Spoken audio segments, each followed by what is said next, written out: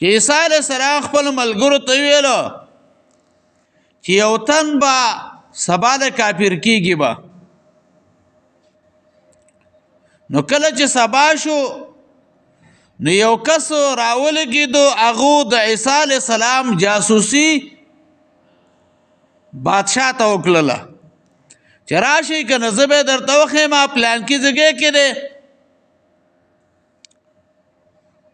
نو کله چې رالو، الله رب العزت د عیسی علیه السلام شکل هغې په دې جاسوس باندې واچو.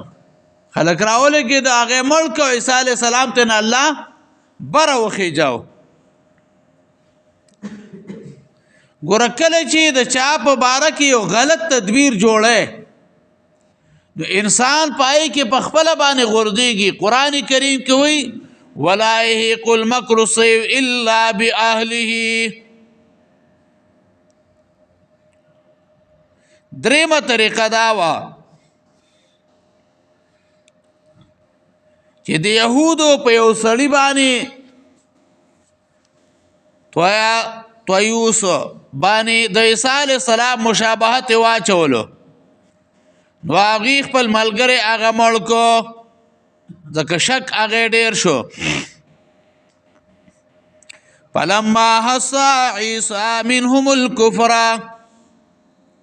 احس احساس ویلې کېږي علم او بالحواس ته، یعنې یو شی په حواسو باندې معلومول، په حواسو باندې معلومول، په سترګو لیدلو.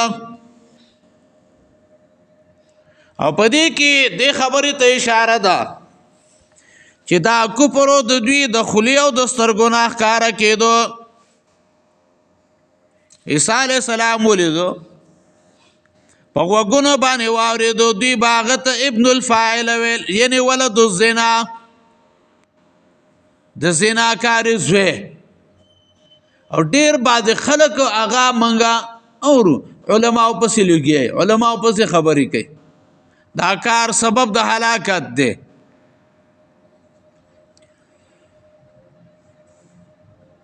قال من انصاري الى الله. ګوره په دې کې دې خبر ته اشاره ده عیسی علیه السلام په خپله باندې مدد ته محتاج دی، نو هغه به د بل چا سره څه مدد وکړي. من انصاري الى الله ای ذاهبا الى الله. څوک به زما مدد وکړي چې تلونکی وي الله طرف ته، څوک به زما مدد وکړي چې تلونکی وي الله طرف ته.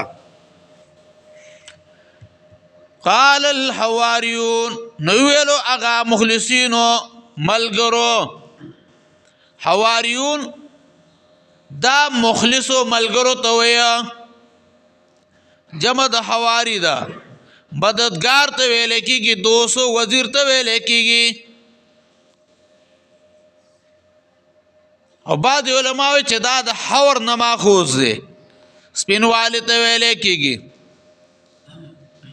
نو ګوره د دوی باطن کې زلونم صفا او ظاهر کې جامع صفا وي، سپینې جامع وي، ظاهرا او باطنا هغه پاکو.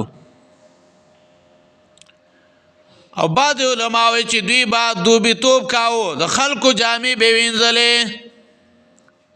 علما وایي دا کمزوري ده را معنا.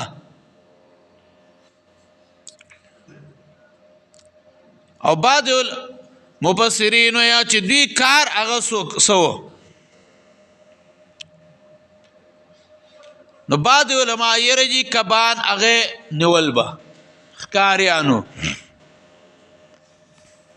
نبی علیہ الصلوۃ والسلام د بنو قریظه د خبر دراوړلو د پاره نبی علیہ السلام ویلو څوک به دې خبر ما تراوړي. زبیر ابن عوام ولیګو، بیا نبی علیہ السلام فرمایل لكل نبی حواری حواری الزبیر، د هر نبی د پاره یو حواری مخلص ملګری وي، زما حواری زبیر دی.